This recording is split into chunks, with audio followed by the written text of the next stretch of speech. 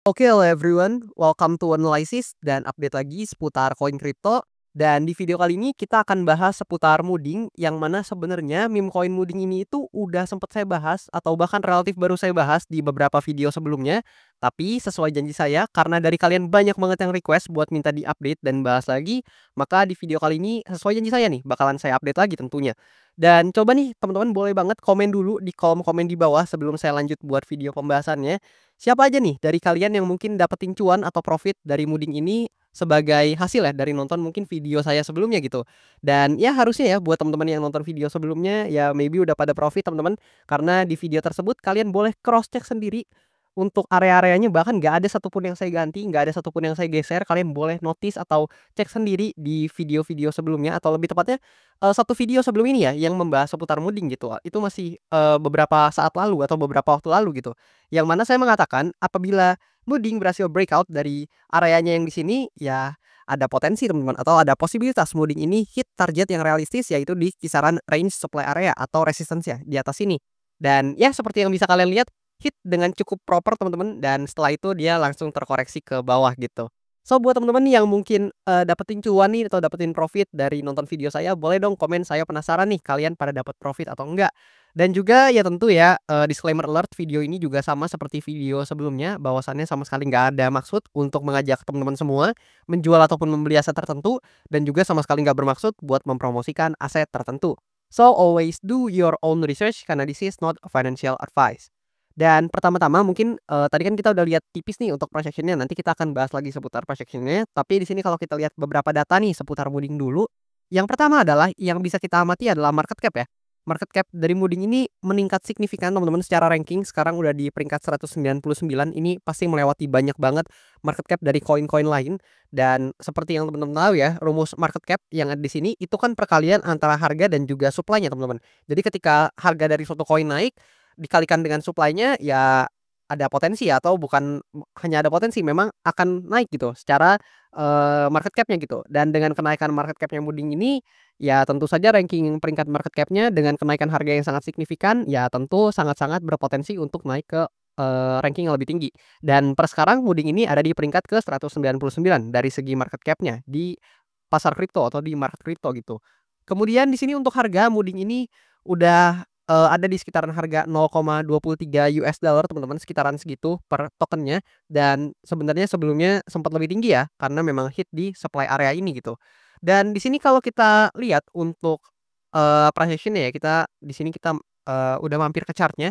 So, seperti yang tadi saya katakan atau ya seperti yang sebelumnya saya katakan, di mana di video pembahasan sebelumnya harga Mooding ini masih di sini. Kalian boleh banget cross check teman-teman secara historical, itu teman-teman boleh lihat dan mampir ke videonya sendiri, karena cukup jelas di situ saya paparkan di mana saya mengatakan memang apabila Mooding ini berhasil breakout atau valid breakout dari important area di sini, ya target yang realistis adalah di supply area ini.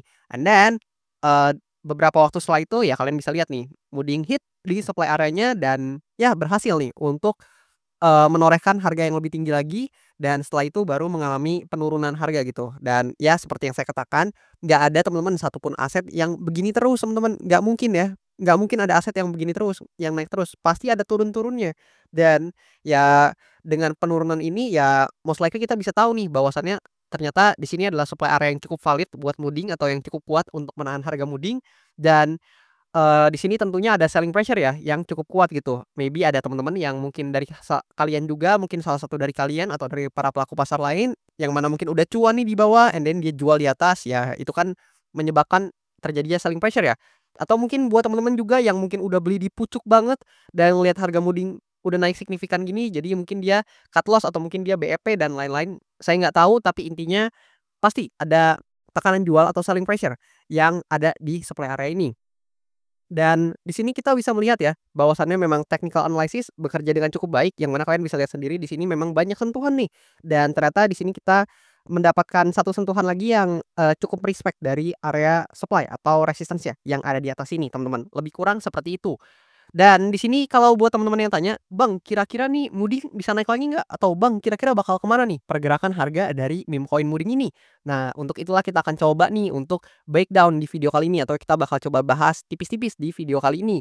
Tapi ya tentu saja saya ingetin lagi, Meskipun di video sebelumnya analisanya cukup, akurat ya, cukup oke lah teman-teman, mungkin kalian ada yang cuan nih boleh komen ya.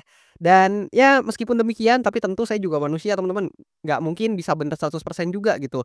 Jadi apabila memang ada kekeliruan, teman-teman bisa banget nih untuk analisa mandiri gitu ya, atau bahkan teman-teman juga bisa kritisi nih, "Ah menurut saya kayak gini Bang." Ya kalian juga boleh komen gitu di kolom komen pendapat-pendapat kalian, karena yang menentukan adalah market ya ujung-ujungnya gitu. Dan di sini kalian juga harus analisa mandiri dan harus due diligence karena satu hal yang perlu kalian ketahui adalah kan setiap orang termasuk saya pasti nggak tahu kondisi portofolio kalian seperti apa gitu.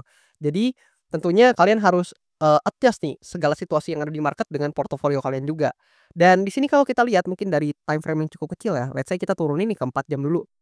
Nah di sini kita bisa lihat nih, memang di supply area ini kita dapat rejection yang mana kalau kita ukur dari atasnya ke bawah, let's say di sekitaran sini ke bawah ya sekitaran 20-an% teman-teman penurunannya, lumayan.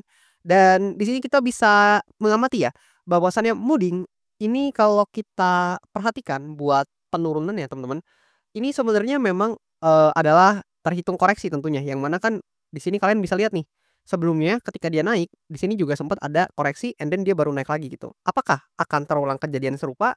Nah, di sini kita perlu take notes dulu yang pertama, bahwasannya memang kenaikan moving ini sangat impulsif teman-teman, sangat mendominasi. Jadi kita masih bisa mengetahui bahwasannya market ini masih dikontrol oleh buyer sebenarnya, dan bahkan ketika dia turun di sini sempat ada reaction yang positif untuk naik lagi. So kalau kita gunakan tools Fibonacci, di sini kita coba tarik dari swing low ke swing high-nya, nah lebih kurang seperti ini, maka kita akan mendapati bahwasannya golden ratio-nya ada di sekitaran demand zone atau demand area yang ada di sini, yaitu golden ratio di angka 0,618 dari Fibonacci retracement-nya.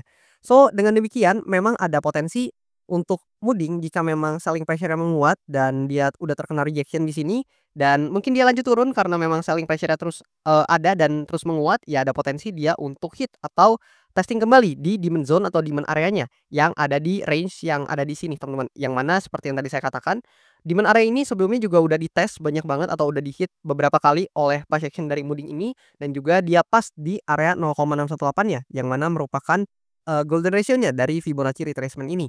So, ini adalah skenario atau probabilitas yang pertama dan tentunya ini wajar ya untuk suatu koin yang memang udah mengalami kenaikan signifikan gitu.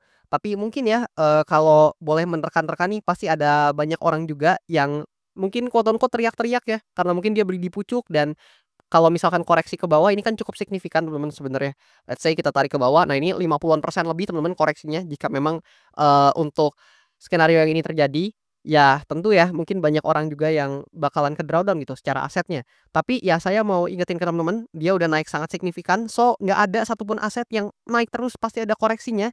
Dan jika memang dia, udah waktunya koreksi atau part of the correction-nya, ya teman-teman juga harus bisa nih mencari opportunity yang lain gitu.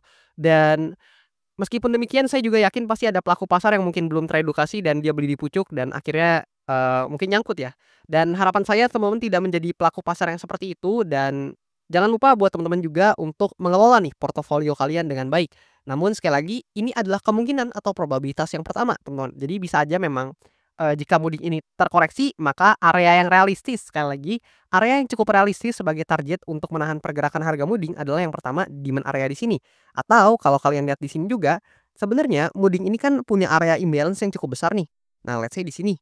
Bisa aja nih untuk moving ini juga nge-fill dulu buat area imbalance-nya, lebih kurang seperti itu. Dan penurunan moving atau let's say dia bergerak seperti ini, yang tadi saya katakan, ya mungkin dia turun karena terkena rejection yang cukup signifikan. Ya area yang realistis untuk dituju adalah demand area di sini sekaligus dia bisa aja untuk mengisi atau nge-fill dulu area imbalance atau fair value gap yang tertera di sini, teman-teman. Lebih kurang seperti itu.